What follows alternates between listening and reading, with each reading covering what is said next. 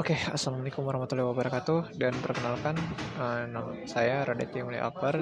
Saya akan mendemokan aplikasi yang dibuat oleh rekan-rekan saya, yang dimana aplikasi ini berjudul Smart Water Guard, yang dimana tujuan aplikasi ini yaitu sistem prediksi kualitas air sumur berbasis IoT dan AI. Nah, adapun anggota-anggota kelompok dari tim pengembangan aplikasi Smart Water Guard ini, yaitu adalah saya sendiri, Raditya Mulia Akbar, yang bertanggung jawab sebagai ketua kelompok tim pengembangan Smart Water Guard, sekaligus berposisi di role front end dan di back end. Lalu ada Andi Zainina Aulia Putri yang berposisi di role back end, dan Hairul Alfishari yang berposisi di sisi front end dan sebagai editor untuk video kali ini. Oke, nah untuk aplikasinya sendiri ini kami masih belum memiliki logo yang tetap. Masih tampilan default aja.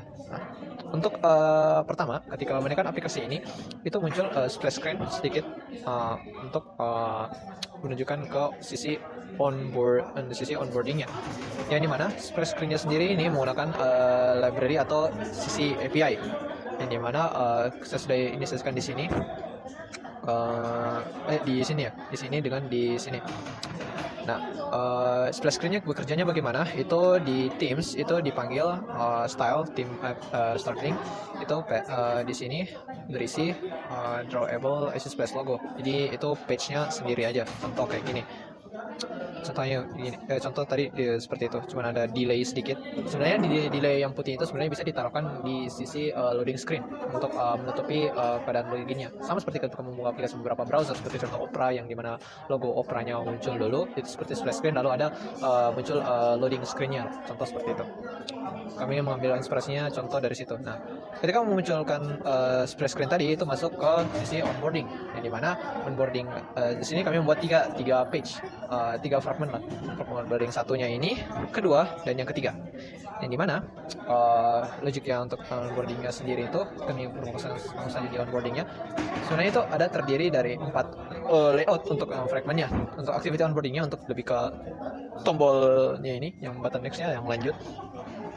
Lalu untuk page-page isi untuk fragment onboarding ini. Nah, setelah itu untuk logika onboardingnya sendiri, ketika kami untuk logika lanjutnya ini sebenarnya di sini.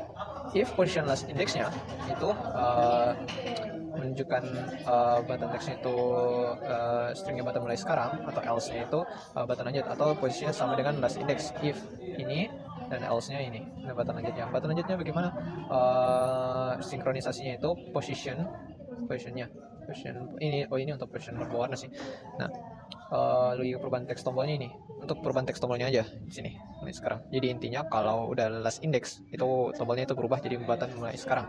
Namun jika masih belum, itu masih di button tombol lanjut. Nah, untuk restoran tombol lanjutnya fungsinya itu hanya memindahkan ke page selanjutnya. Contoh di sini. Contohnya itu lanjut, pindah ke slide selanjutnya. Namun jika slide-nya terakhir itu diarahkan ke page legend. Nah, slide-nya. Ini yang lainnya ini lebih ke logika sinkronisasi warnanya antara tombolnya yang di onboardingnya dengan di page setiap fragment. Nah, di tiap fragmentnya. Kita langsung next. Ini diarahkan ke page legend activity. Legend activity-nya ini di sini kami menggunakan shared preference, yang dimana shared preference ini kami ambil atau get string-nya ini ambil dari sisi registrasi. Namun karena di sini saya belum pernah login, atau saya hapus datanya, atau hapus memorinya, di sini loginnya tidak bisa karena akun tidak ditemukan, karena tidak ada data yang di put di reference-nya dari register. Nah, kita ke register dulu. Nah, di registernya itu registernya seperti ini. Jadi mana di sini saya lupa, kami menggunakan binding di sini. Bindingnya kalau sudah saya bisniskan di sini di library v-binding throw-nya. Nah, lalu di registernya logiknya seperti ini. Di sini ambil semua input. Kami mengambil input dalam total 4 value. Di sini juga ada bindingnya sih. Ini untuk login dan juga untuk tombol daftarnya. Nah, untuk cek kesamaan password di sini untuk login password dan konfirmasi password supaya berirama passwordnya. Lalu ada cek semua field ininya. Lalu cek panjang passwordnya harus minimal 6 karakter. Ini belum yang details yang harus pakai tanda seru dan segala macam. Lalu ini cek format email. Format email ini masih dummy, jadi cuma credentialnya cuma @ dan juga tanda titik atau dot. Lalu untuk logika simpan data profilnya di sini value preference get share preference, nah name preference-nya untuk key-nya ini mode private, untuk key-nya untuk preference-nya ini nanti key-nya untuk put string karena kita menyimpan data atau memput datanya itu menggunakan key register name lalu register email dan put string. Ini fungsinya nanti itu di 2 page untuk login activity dan juga login untuk ini activity login untuk activity login dan juga activity profile untuk fragment profile. Nah, kita isi dulu.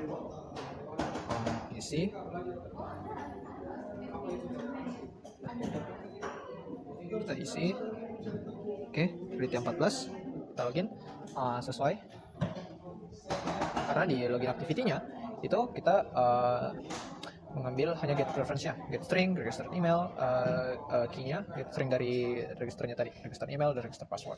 Dan cek kekosongan inputnya segala macam karena kita sudah otomatis terisi tadi sebelumnya. Untuk cek apakah akan ada konflik data dan segala macam yang sudah kita tes di sebelum di awal-awal tadi. Nah, setelah itu inilah beberapa page dari dashboard kami. Itu ada monitoring kualitas air yang dimana ada widget untuk kualitas kekeruhan air atau pH, ada TDS, ada turbidity atau kekeruhannya, temperatur untuk yang suhunya. Lalu ada grafik untuk di sini masih contohnya jika menggunakan memasang parameter kekeruhannya. Lalu untuk analisa-nya seperti ini. Jika menjalankan analisa-nya ada fragment untuk login untuk memproses menunggu waktu proses loginnya memproses perhitungannya. Di sini ada pesan analisis kualitas air cerdas. Contoh status air ini perlu perhatian bla bla bla bla. Misalnya TDS tinggi disarankan untuk memeriksa tab rekomendasi. Setelah hasil analisis-nya muncul, itu muncul di rekomendasi tindakan yang dimana ada di sini.